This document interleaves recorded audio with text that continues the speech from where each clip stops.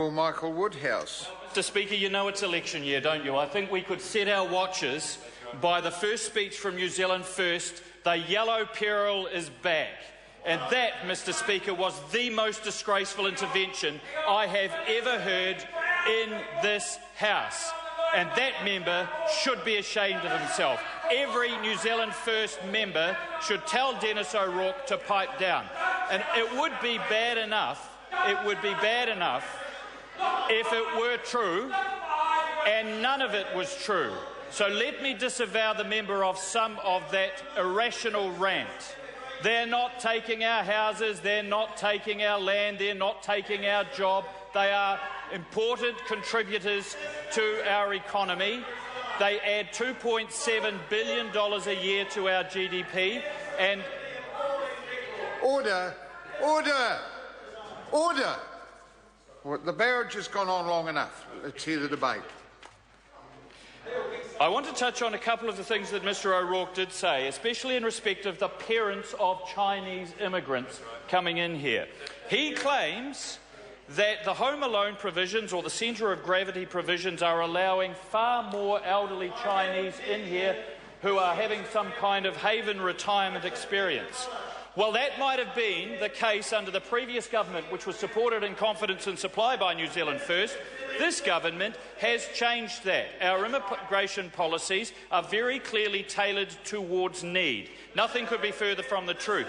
I want to also tell the member that of the 70,000 international students with work rights who are making a huge contribution to this economy, export education is the second largest service export earner behind tourism and employs 26,000 New Zealand citizens and residents. 26,000.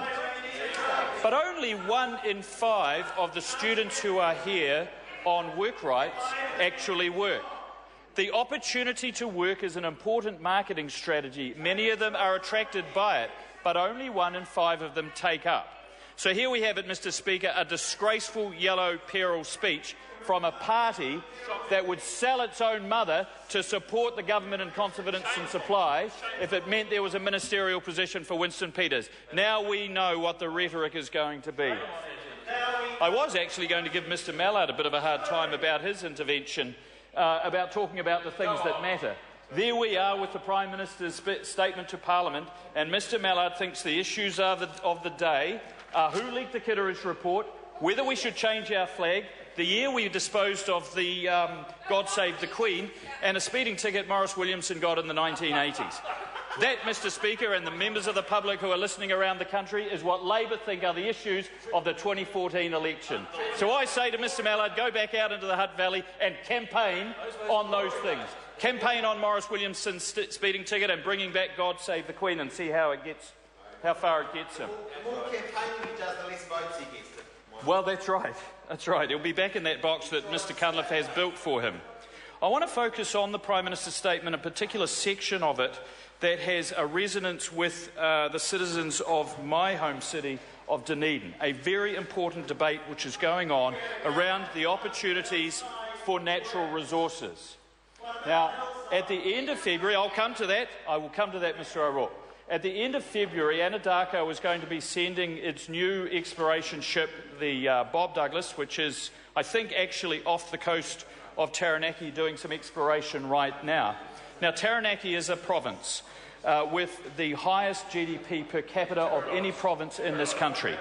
It mixes 3 very important industries in this country. It mixes tourism, and it is a beautiful province, second only to Otago, I suggest, Dr. Calder. It has lots of dairying, as does South Otago and Central Otago, and it has oil and gas exploration. And it's for those 3 reasons, but in particular the natural resource opportunities that Taranaki has, that its GDP is somewhere around $90,000 per person per year. Otago, lower. It's a student city, I accept that, and it also has a high proportion of elderly people, so its GDP per capita will always be lower, but it's certainly significantly below the national average. It has fantastic tourism. It has excellent dairy. It could also have a significant field of gas. Now, I say gas because there is a lobby in Dunedin and in Otago who refer only to oil.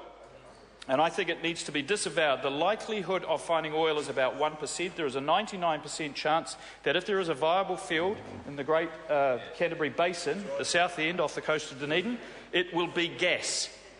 Now, gas is a transitional fuel. I think we all understand and commit to a world where we will be largely free of fossil fuels, but that time is not now, and it will be some time away. Gas is a transitional fuel. Its carbon emissions, its greenhouse gas emissions are about a half of liquid fuels like oil and petrol, and about up to a quarter, probably almost a quarter, of the emissions of solid fuels like coal. So exploring for gas as a transitional fuel over the next couple of generations is a very, very important contributor to greenhouse gas reductions, and also a very important contributor to Otago's and New Zealand's GDP.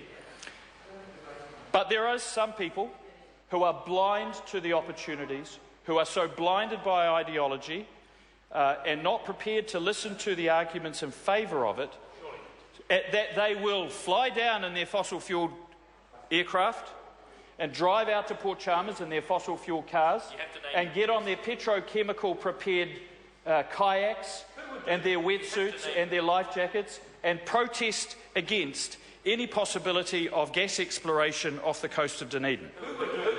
Well, Gareth Hughes was there. I saw Gareth Hughes. Yes, he was part of the flotilla that floated out on a terrible day in Dunedin, actually, and I almost felt sorry for them. But I have to say, Mr. Speaker, there is another group in Dunedin, and it's very much the silent majority, and what a majority it is. What I'm very pleased to report is that they are gathering their voice. And in response to that flotilla, a simple Facebook page was set up. I note that it might not have been able to be set up had David Clark been a member of the government, but there you go. Now, there's the brainy strategy, isn't it? The Member of Parliament for Dunedin North, with 21,000 university students in it, comes out and says he wouldn't rule out the possibility of shutting Facebook down. Well, thank you, David. I think that was worth a few hundred votes, just that one comment. Well, he's backtracked. I must say he's backtracked. He's now not comparing Facebook with paedophile websites. But that was it. So anyway, we have a Facebook page set up. It's called Pro-Gas Otago, and they have over 3,000 people already signed up. Now, that doesn't include, of course, any of the people who don't use Facebook. That's just the people in Dunedin who say, look, we have got to explore this opportunity, not look the gift horse in the mouth. It could be a long time coming if indeed there is a viable field, but we couldn't turn down that opportunity. And I'm very pleased to say that that voice is growing, and it's growing larger every single day. And I made a speech in this House 18 months ago where I committed myself to the safe and viable exploration off the coast of Dunedin of gas, and I called on city leaders to do the same. At least we are having that discussion, Mr. Speaker.